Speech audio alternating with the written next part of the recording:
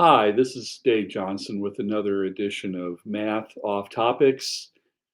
Today we're going to do logarithmic differentiation. I want to show you a function that was brought to me by a student during office hours toward the end of the semester.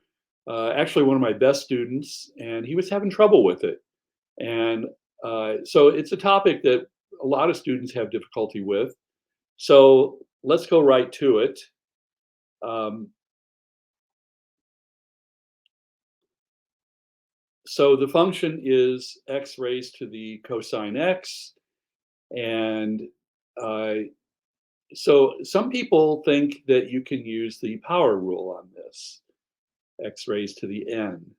But that is not going to work because the n has to be a real number. And this is cosine x is not a real number, it's a function. And it's also not an exponential function. For example, a raised to the x or e raised to the x. So neither of those standard formulas will work on this kind of function.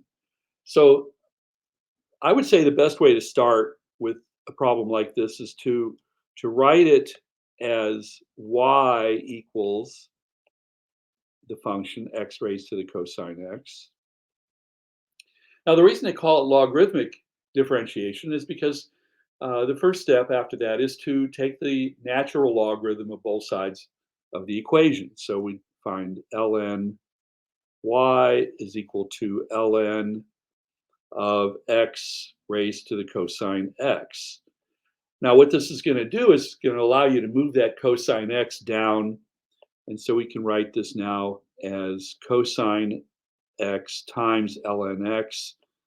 We're just using the property of the logarithms, which I normally call the exponent property of logarithms.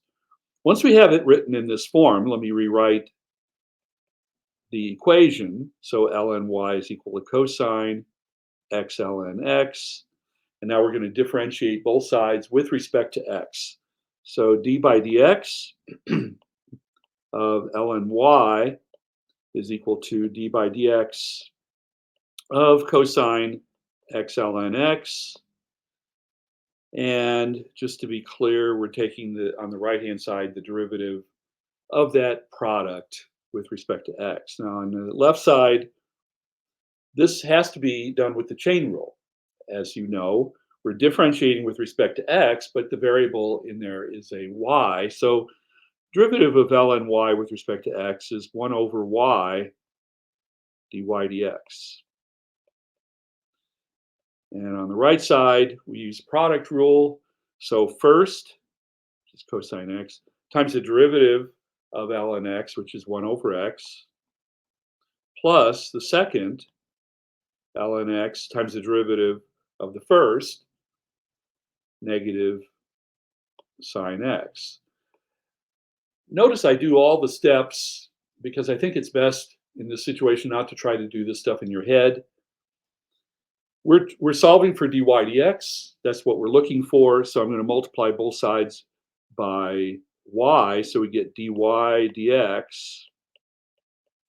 is equal to y times, so multiplying both sides by y, we get, and then let me rewrite this cosine x divided by x minus, and let's say rewrite this a little bit, sine x ln x.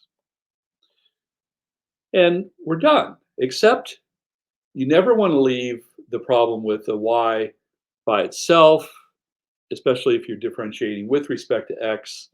So, and we do know what y is, so I can rewrite this as x raised to the cosine x times the quantity cosine x divided by x minus sine x ln x. And you can write those with brackets or parentheses, it doesn't really matter. I do want to add one comment to this. So usually you just don't take derivatives for no reason other than the teacher tells you to. One of the things we might want to do with this is to figure out where the extrema are. And so to do that, we would set the dy dx equal to 0. This is a more complicated kind of problem, and I think it's best to do this in a separate video. So I'll make another video that shows you how to set this derivative equal to 0 and solve, because it's not obvious how you might solve this equation. So if you have any questions about this problem, go ahead and write a comment. And if you thought this video was useful, please subscribe to my page and also give it a like if you think it deserves it. So thank you very much. See you next time.